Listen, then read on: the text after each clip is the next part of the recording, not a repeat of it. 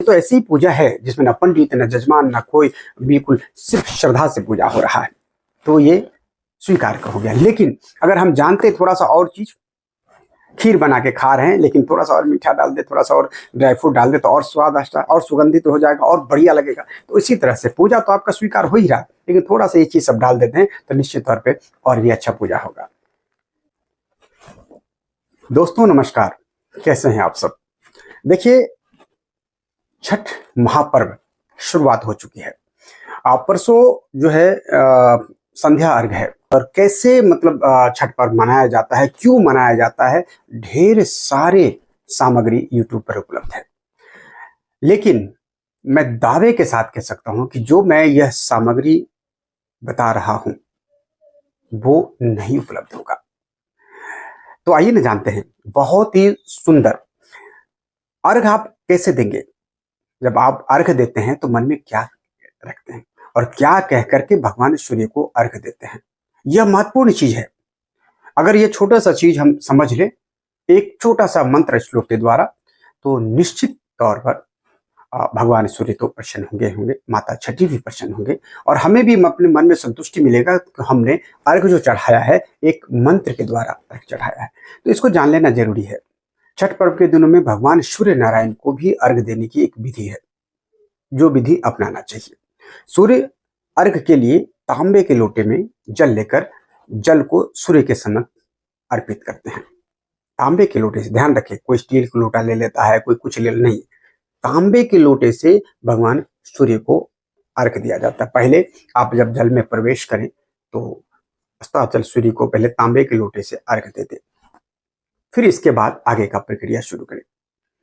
जो प्रक्रिया होता है, जैसे हम लोग कोनिया में नारियल लेकर के और उसमें कुछ फूल प्रसाद सब कुछ लेकर के, लड्डू कुछ लेकर के, अर्घोती बधी सब जो होता है, जो सूर्य के प्रतीक होता है, उसको लेकर के हम लोग खड़े होते हैं पश्चिम की तरफ मुख करके। जब तक खड़े होते हैं जब तक सूर्य अस्ताचल की ओर नहीं चला जाता है, डूबने की तरफ नहीं चला जाता है। जैसे ही डूबने लगता है तो हम लोग फटाफट फटाफट, हमारी माता बहनें हम सब मिल करके पहले एक सूप उठाते हैं। सूप में सारे सब जो सामग्री होता है वो डाल करके उठा कर उसको भोग लगाते हैं। फिर कोनिया उठाते हैं, ईख वगैरह उठा के ले जाते हैं।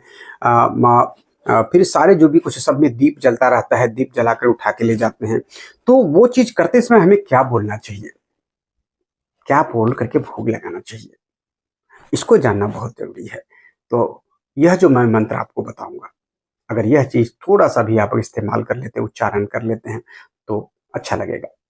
जब भी आप सामग्री लेकर के सूर्य की तरफ नीचे करके दे तो 3 बार उनको अर्घ दे, नीचे ऐसे करके, जो 3 बार अर्घ दे उनको, सिर्फ 3 बार। और 3 बार अर्घ दे करके यह मंत्र देते समय यह मंत्र बोले, ओम यही सूर्य सहस्त्रांशो तेजो रासे जगतपते अनुकंपया मांग भक्त्या गृहानार्ध दिवाकर। यह मंत्र अगर आप बोलते हैं तो निश्चित तौर पर उनको भोग बहुत प्रेम से वो भोग लगाएंगे। एक बार और मैं बोलता हूँ, ओम यही सूर्य सहस्त्रांशो तेज रासे जगतपते अनुकंपया मां भक्त्या गृहानार्ध्या दिवाकर। अगर ये चीज हम उच्चारण कर देते हैं और भगवान को ऐसे से करके दिखाते हैं तो निश्चित ही तौर पर अच्छा देगा और भगवान सूर्य, माता छठी सहर्ष रूप से हमारे प्रसाद को ग्रहण करेंगे। अब इसके साथ एक और चीज है दोस्तों, हमने तो व्रत रख लिया। अब व्रत रखने का विधान क्या है, हम किस लिए व्रत रख रहे हैं। जितना हम लोग पहले तो जो भी कुछ होता, बहुत सारे लोग नहीं जानते थे, सुबह उठे जाकर के सिर्फ संध्या में ही जाकर के नहाते थे और जाकर के अर्घ शुरू करते थे। लेकिन नहीं, षष्ठी के दिन, जिस संध्या अर्घ के दिन, हमें सबसे पहले प्रातःकाल स्नान करके एक संकल्प लेना होता है और यह संकल्प लेना भी चाहिए। प्रातःकाल स्नान आदि करके अपने कुल देवी देवता को पूजा करते, डेली की तरह जैसे आप पूजा करते हैं, उसको पूजा पाठ करने के बाद सूर्य को तांबे के लोटे से जल अर्पण करें।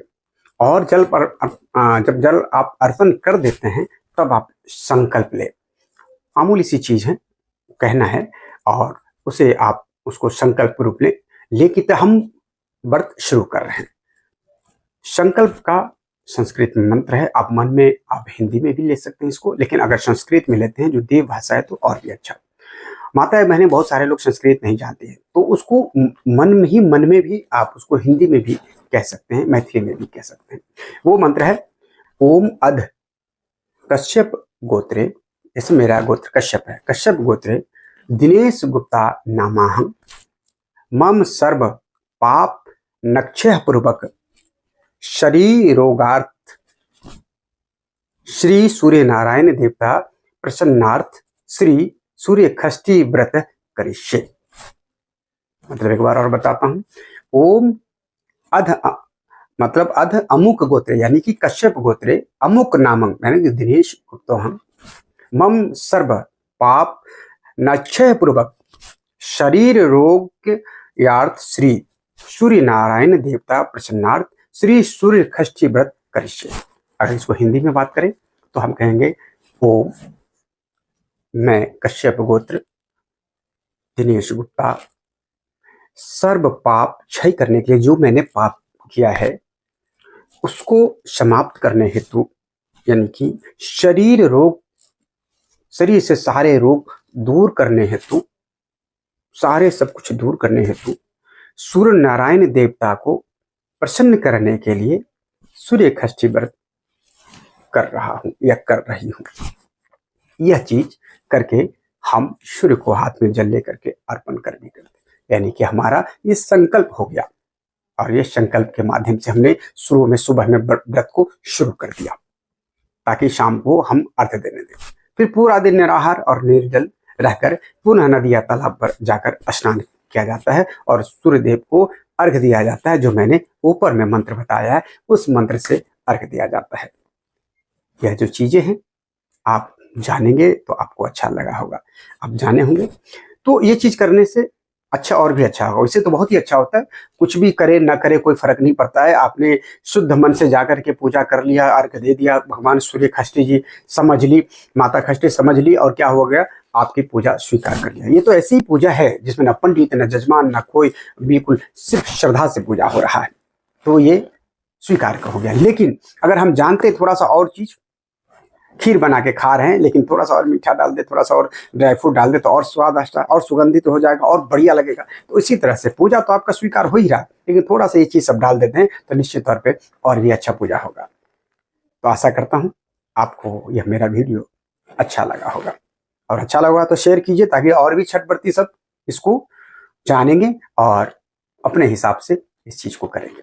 बहुत बहुत धन्यवाद। नमस्कार। जय छठी मैया।